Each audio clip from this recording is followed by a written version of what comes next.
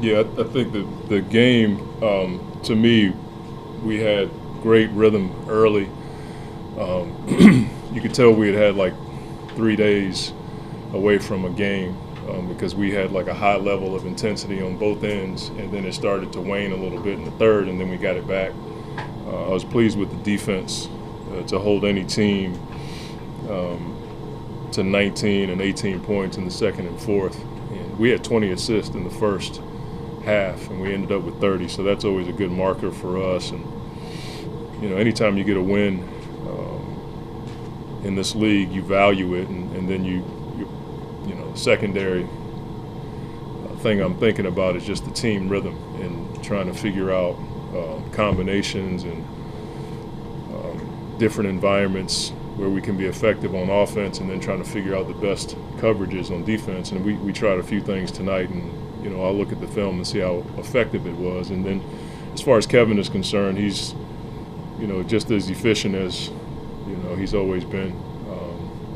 And even though we've scripted a lot in practice and he's done a ton with us, when you get out there on the floor, it's a totally different deal. So there were some hiccups tonight as to like what play we were running and that kind of thing, and it's just pretty cool to be able to give the guy the ball and he can get to his spot and get a really good shot. And I thought the team fed off of him just being himself tonight. I still thought he turned down a few looks. One he tried to throw to DA, and DA thought he was shooting the ball. And I think that kind of rhythm will come as the guys play more together.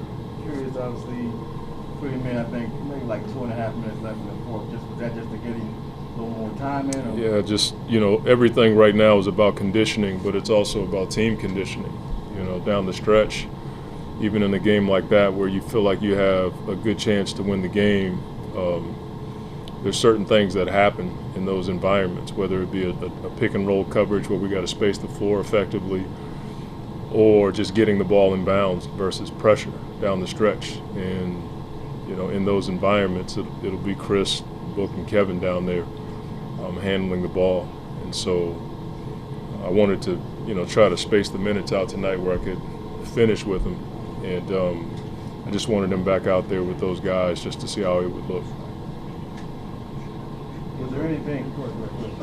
It's been a long time since you coached him every day. Makes it that you're do you anticipate that he'll be a different type of leader as far as dealing with his teammates or? I don't think that's his deal. You know what I'm saying? I think too many players in the NBA get too much pressure to lead. I just don't think it's necessary. It's my job to lead, and players do it in spots. But that's the one thing I told him. I said, look, I'm not looking for you to lead. We just want you to be yourself and hoop. And I think that's where he's the most free to be himself. We know we have Chris. Book leads in his own way. Chris has been a great leader his whole life. We just want Kevin to be himself. And I think he can show nuances of leadership, and I think he does that with the way he works. It's been interesting to hear the comments from different players and different people in the gym when they see him go through his workout. It's unlike anything you've ever seen before, and I think that's had a huge impact on everybody in the building. So I think that's a form of leadership. When you look at just the other guys, I hate to call them the other guys, but you know what I'm saying? They have names. I know, I'm giving you the names. When you look at the way Devin and DeAndre started the game, being aggressive, yeah. How important is that? I think that's how we're going to find out who we are. I think too many times when you try to integrate high-level players, there's a tendency to, put on a different mask to try to help somebody fit in. I think that, from my perspective, I think that prolongs what you're trying to accomplish. I think the more we live in who we are and live up to the character of our team, it allows for the people that you're integrating to fit in and see where they can be effective, and so they can be themselves as well. And I don't think it would – I think I would have a lot of trepidation if we had selfish guys. We just don't. We move the ball from an offensive perspective, and on defense we sacrifice for each other. So I'm hopeful that, it's only one game, but I'm hopeful that everybody just remains in character so that we can figure out who we can be. You mentioned defensively, he had a couple of blocks earlier. How important is that aspect of It's one part of his game that, you have to be really, really good offensively, which he is, to not talk about his defense because he's pretty good.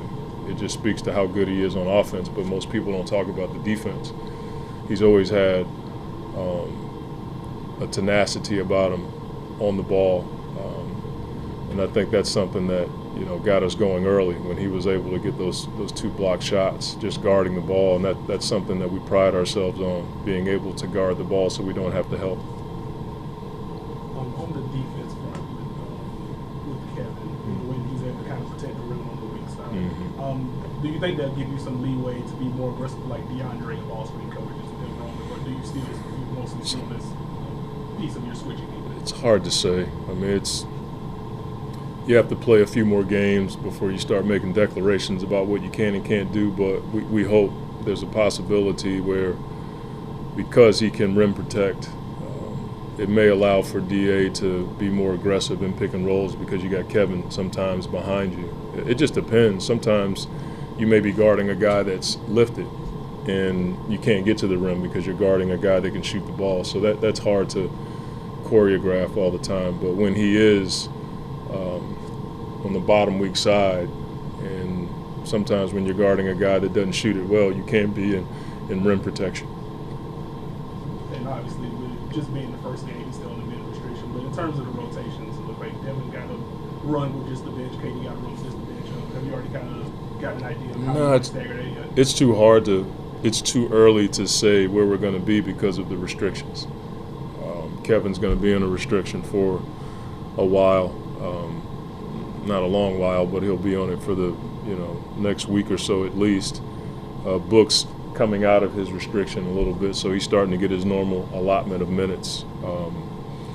And then Terrence didn't play tonight, so that's another guy that would be thrown into the mix that can help us see where we're going to be. So I think we have a bit of time yet before we can start to cement anything as far as rotations are concerned. In terms of the rest of the road trip, Monty, Kevin will play the rest of the road trip. No questions. We'll see. I don't want to get too far ahead, but we'll see. We'll see how he responded tonight. But I don't foresee any hiccups, but I just don't know just yet.